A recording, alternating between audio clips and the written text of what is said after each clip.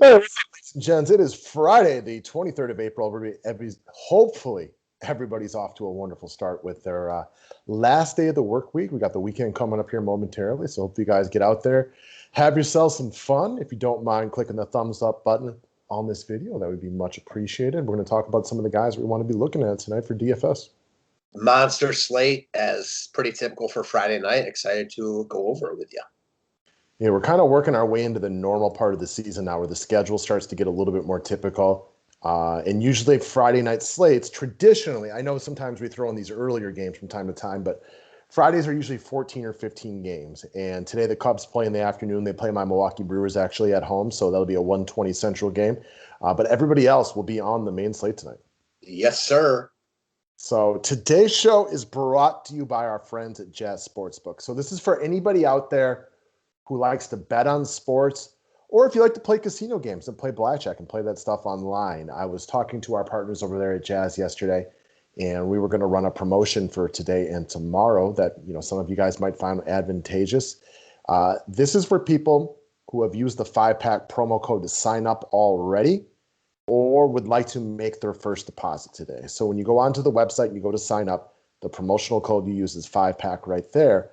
What they are offering today, and it's a minimum $50 deposit, but for anybody who makes that minimum deposit today or more, of course, you get $20 in free money to bet with. This is not something that, you get nickel and dimed into throughout, over a 6-month period. You get that money right away to make a bet. So for anybody who wants to make a minimum deposit today, and this comes from current players or former players, you'll get a $20 from Jazz Sports themselves. And then we'll get you a free month of the 5-pack per $50 of your deposit. So if you make a $200 deposit, you can have 4 free months. Hit me up if you make that deposit. Just reference their chat button and ask them for your $20 using that promo code, and you'll get that money right away as well. And it's a good opportunity for your sports bettors out there. And if we get the opportunity today, we are going to make a sports betting video. Can't beat it, man. All right, guys. Weekly and monthly memberships available through the website. Subscribe to the station if you are new to it. Let's go to pitching, though. There's a lot of pitching options when you try to break down a 14-game slate. Now, I think we can make a rational case for playing, I don't know, I think we got anywhere upwards, maybe 12 guys with, the short list being more like 4 or 5. But it's really difficult to get away from. I don't know. It's hard not to label Jacob deGrom as the best pitcher in baseball. He's not the shiny new toy of your Cleveland Indian star, Sean Bieber, or the new up-and-comer from my Milwaukee Brewers, which is Corbin Burns, or even Trevor Bauer, for example. He's been doing it for too long. But Jacob deGrom, for my money, is still the best pitcher in baseball, coming off monster back-to-back performances of 40 DK points. Very affordable at 10-9. I know as the season progresses, sometimes these studs get up into like the 12, even 12-5 range, but below 11K, he's still very affordable by his standards. He's going to be huge chalk today. But there aren't a lot of guys that give you the warm and fuzzies to get 20 points like Jacob deGrom does every time he goes to the mound. No, yeah. I mean, right there, him, Bieber, Bauer, top 3 dogs. Can argue which one is the best pitcher in baseball. Can make decent arguments for any one of those 3 guys. Multiple Cy Young Award winners for all of them. deGrom, as far as this slate goes, even with Kershaw on the slate, Darvish on the slate glass now, he's the top dog in a good spot against Washington. Not a great spot. They don't No Juan Soto, though, right? No Juan Soto definitely helps his cause here. Listen, I don't think he's like the lock of all locks. And if you like one of those other guys more, do your thing. But I agree with you. I think you can just kind of mark in deGrom for 20 plus and move on with your day. So it sounded like when we started doing our members only video and we talked through all 14 games, your first thought was, I like him, but I don't think he's the lock of locks. I like the other big money guys too. But then as you started to develop some love for a cheaper SP2, you're like, I'll just, it's easy just to go with chalk on the SP1 right here because I got a bunch of other ways I feel like being different. And he still, to me, is the safest bet, even though we like Glass now, right? I think there's cases to be made for the other guys as well. But, he's a very, very safe play every single day. For sure. So, especially there's so many ways to be different on a slate like this.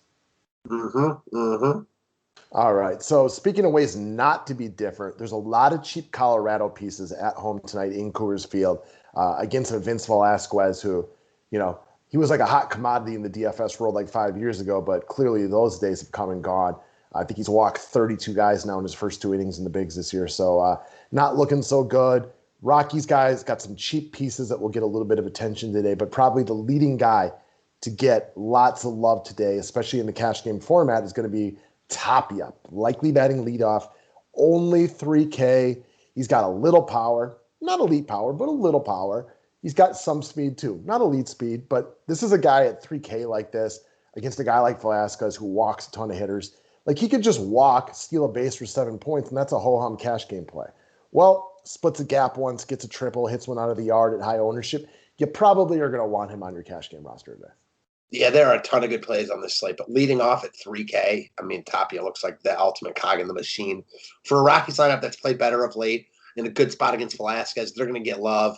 Cash games, just plug him in. Yeah, he's one of these guys, too. I don't mind.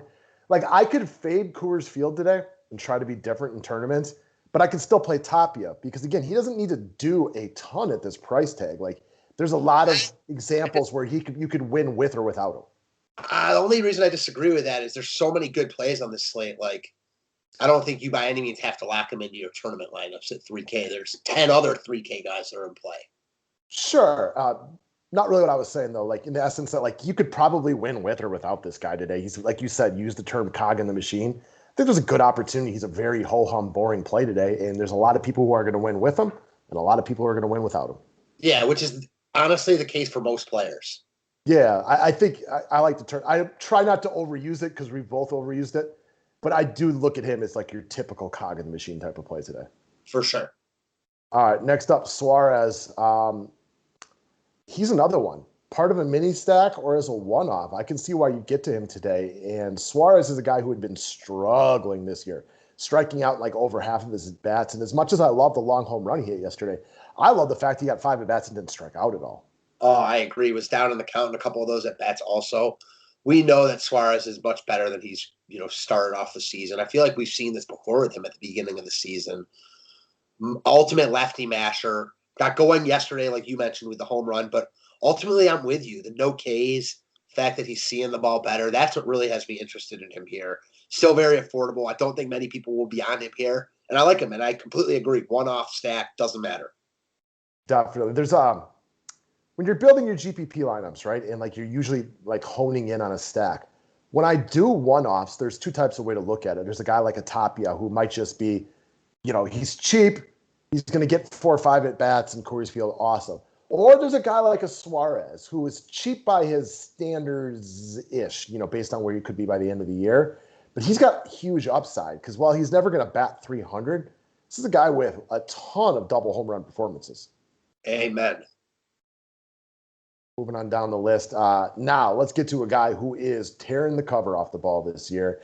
Mitch Money Haniger of the Seattle Mariners, only 4,100 in Boston today, matched up with Martin Perez, who, again, more solid than spectacular. Clearly not a guy that we're going to be afraid of. And when he's not good, can get hit very, very hard. We got the wind blowing out in Fenway again. Haniger's good, too. This is not a situation for a guy who's just off to a hot start. And while he is off to a hot start, this guy can hit the baseball. He was dealing with injuries for much of the last 2 seasons, but he's back now, playing very well, batting leadoff, 4,100, wind blowing out, Fenway Park, Martin Perez. I mean, he makes sense to me, especially in the cash game build, knowing he'll be popular, but really in any format if you like him. Yeah, he's a good play in all formats for sure. A lock in cash games because he's going to be popular. But just talking about these guys makes me think that the next guy we're going to bring up, or one of the next guys we're going to bring up, isn't going to be as popular as maybe we first thought. I don't know. There's so many good plays on this slate. Haniger looks like one of the better ones, even with so many guys on the slate. So we're talking about Giancarlo Stanton, and I'm with you. He'll get love today because he's cheap. He's got a big name, and he's going up against a lefty. But ownership will be spread out among the outfielders, no doubt about it. Yeah, we've talked about Bryce Harper on our members only video. We talked about Tapia, just talked about Haniger, Giancarlo Stanton. You can only play 3 guys. There's just so many outfielders in play tonight that it's going to be hard for more than a few of them to be really chalky. Stan is in a good spot. I'm not going to be surprised, like you mentioned, if he's around 20% owned, 4,200 against a lefty. Logan Allen's a guy I was kind of high on coming into the season, looked good in spring training. That seems to have been a bit of a mirage. I'm going to take my L on that one. I think the Yankees get to him here. Stanton's always been good against left-handed pitching. He's got, talked about Suarez, kind of the same boat here. He didn't get going yesterday, but the Yankees got going a bit. I like him quite a bit here. What's your take? Well, he actually had the day off yesterday, which I love. Yeah, gotta like that. I like veteran players, and at this point, Stanton's clearly a veteran player. Take the day off. He's really, really, really cheap for his upside. Now, in baseball, on any given day, take Tapia, for example. Could easily outscore Stanton today because Stanton's always a candidate to strike out 3 times. However, if you want like premier upside, Giancarlo Stanton, well, maybe he's not the guy that he was, with his MVP type of season a couple of years ago, but he still has huge power. Cleveland's a nice place to hit. The Yankees, while being mostly garbage by their standards this year, did manage to score some runs yesterday. Maybe they use that as a jumping off point for that breakout game we've been looking for. You're a guy who's been talking about Logan Allen a lot this season. You're willing to admit that you're not even been impressed so far. That's awesome. Maybe he does pitch better today. That's possible. Or maybe he's just not very good. Either way, the Yankees are good. Despite not being really good to start the year, they are good. We know that. They are going to get going eventually. And today might be that yesterday might be that jumping off point. I love all that. We know the Yankees at the end of the year are going to be a good baseball team. Yeah, they will be better than Logan Allen. I'm confident in saying that. I'm confident in agreeing with you on that one. So that makes sense to me all the way around. And, we look at like a Haniger and Stanton at about the same price tag right here. Like if I needed 8 points to save my life, like I would probably take Mitch Money Haniger. But if I needed like 2 home runs and 30 points, I would still probably take Giancarlo Stanton. It's hard to play Stanton over Haniger right now on like an optimal lineup. This is true, but Stanton still, this guy's what, 7'12", 475 pounds or something like that. Like he's just a monster human being. He still has huge power. And even though he's not playing well to start the year with that 571 OPS and batting average of 158, he still has 3 home runs. One of these days he's going to go double dong. Why not today? You're not wrong with any of that. Thank you. You're making me like him more. He's such a monster home run hitter. I just love the way the ball comes off his bat. Yeah, it's awesome. Him and Aaron Judge, like, even if you don't like the Yankees, like going to watch those two take batting practice is just a treat for anybody who enjoys the Big basketball. I will say this. We talk about these streaky guys. Justin Upton comes to mind as the number one. I don't think there is a streakier guy than Stanton. Yeah, he's right up there, right near the top. For sure. Hopefully he starts streaking up through the quad and into the gymnasium today because that would be good. Good one. All right, guys. Have a good day. Thanks.